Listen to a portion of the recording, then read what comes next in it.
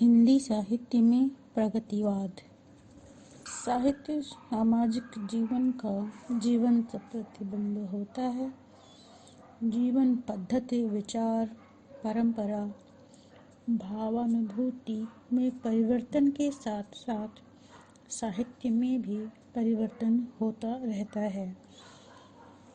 1936 के आसपास भारतीय जीवन विदेशी राजनीतिक सिद्धांतों से विशेष रूप से प्रभावित होने लगा था।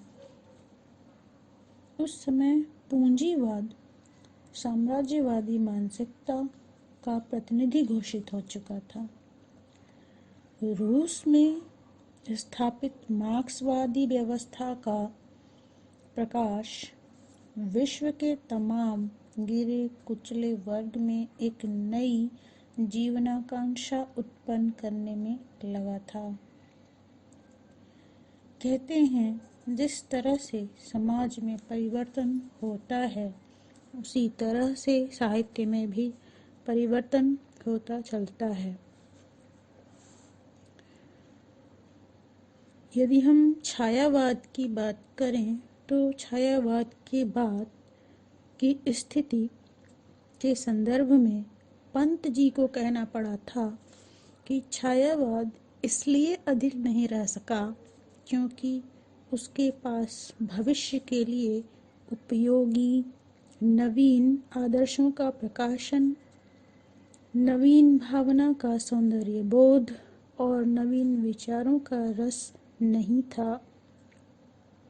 वह काव्य न रहकर केवल अलंकृत संगीत बन गया। फलतः हिंदी में मार्क्सवादी सिद्धांतों को ओढ़कर जिस यथार्थवादी साहित्य का जन्म हुआ उसे प्रगतिशील साहित्य धारा का नाम दिया गया।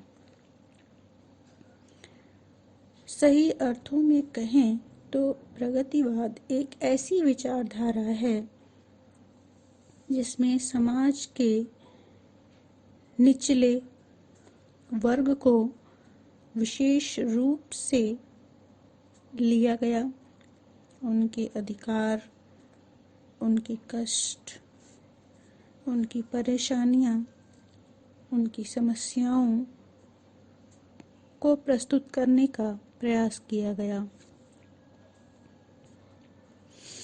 राजनीति में जो साम्यवाद है, साहित्य में वही प्रगतिवाद है। ऐसे साहित्यकार क्रांति के पक्षधर हैं तथा सशस्त्र क्रांति की ही बात करते हैं। प्रमुख प्रगतिवादी कवियों में शिवमंगल सिंह सुमन, डॉक्टर रामविलास शर्मा, नागार्जुन, केदारनाथ अग्रवाल आदि को ले सकते हैं। कुछ ऐसे भी छायावादी कविगण थे जो साम्यवादी न होकर गांधीवादी दर्शन में विश्वास करते थे तथा मानवतावाद, राष्ट्र प्रेम, राष्ट्रीय प्रगति तथा समाज की समानता का स्वर उद्घोषित करते थे। उन्हें प्रगतिशील का नाम दिया गया। प्रगतिवाद के आधारभूत कुछ सिद्धांत हैं, कुछ दर्शन हैं जिनको इस तरह से देखा जा सकता है जैसे कि उनमें द्वंद्वात्मक भौतिकवाद देखा गया। द्वंद्वात्मक भौतिकवाद विकास संघर्ष का परिणाम है। अस्तु इस जगत का विकास दो भौतिक शक्तियों के विकास का परिणाम है। दो विरोधी शक्तियों के संघर्ष से तीसरी शक्ति का विकास होता है। सही क्रम आगे भी चलता रहता है।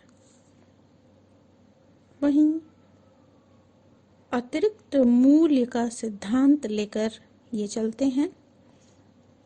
इस सिद्धांत में पूंजीपति साधन उपलब्ध करता है और उत्पादन श्रमिक करता है।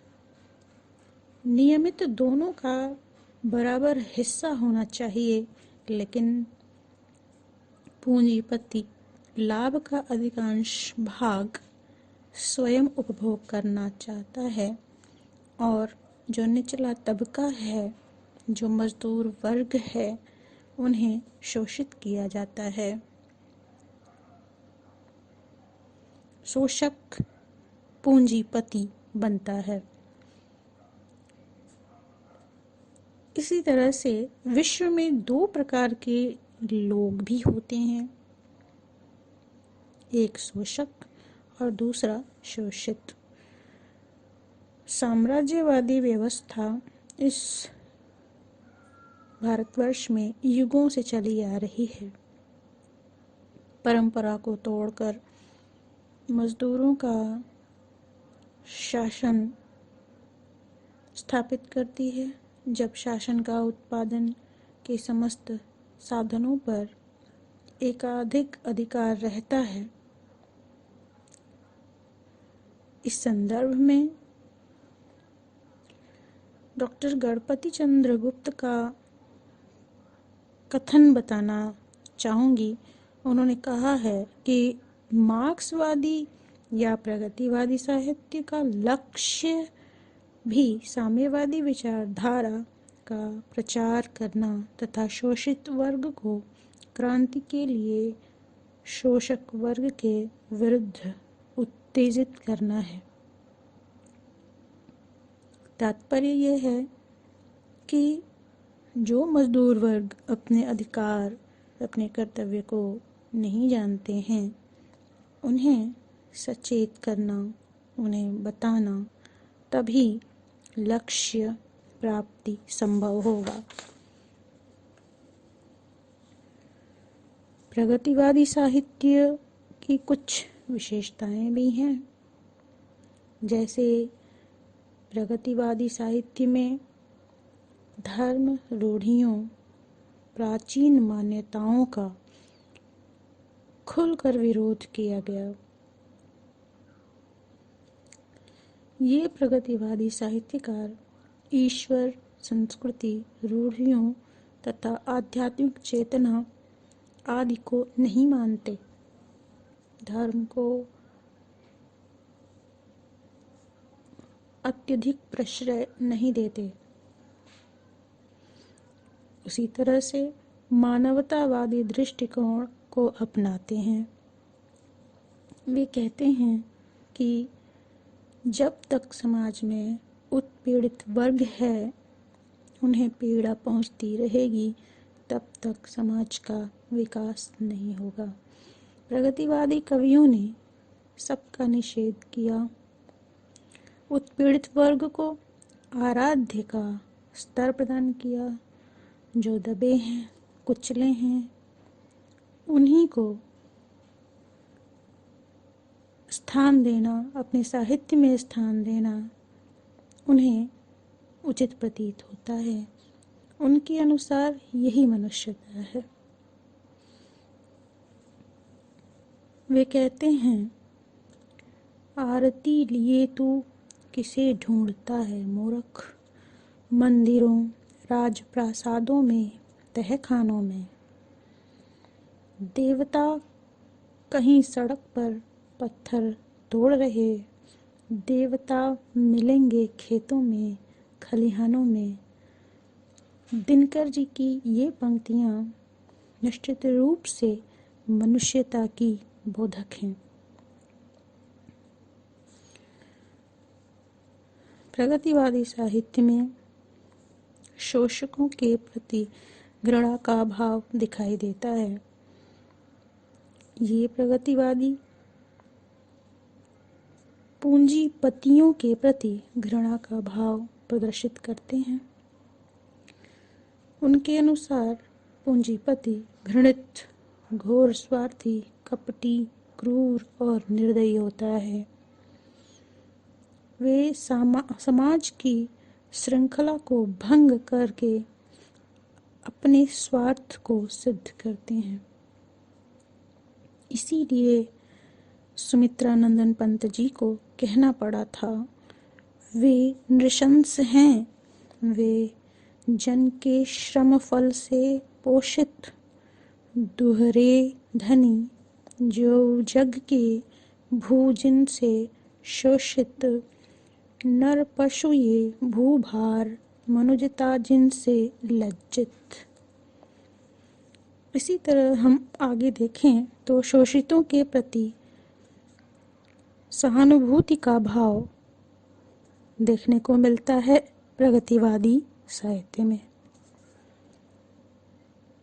प्रगतिवादियों ने सामाजिक करुणा अर्जित करने के लिए शोषित वर्ग की छटपटाहट, उसकी पीड़ा को समझने का प्रयास किया, उसे प्रस्तुत किया अपने साहित्य में।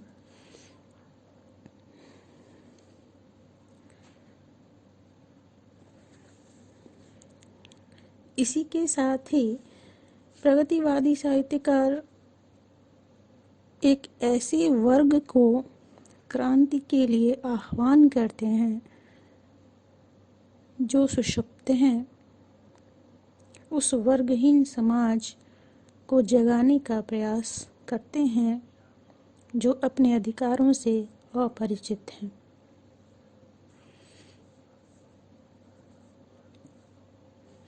मार्क्सवाद तथा रूस का गुणगान इस साहित्य में देखने को मिलता है। उन्होंने परंपरागत लीक से हटकर स्त्रियों का चित्रण भी किया है, जैसे कि उन्होंने युग युग से वंदनीय नारी को मुक्त करने की बात कही है। यथार्थवादी दृष्टिकोण इनकी मुख्य विचारधारा रही है। प्रगतिवादियों ने मानवीय व्यथा, अभाव तथा तिरस्कार भाव को बिना लाग लपेट के जो जैसा है वैसा ही तथ्य वर्णित किया है।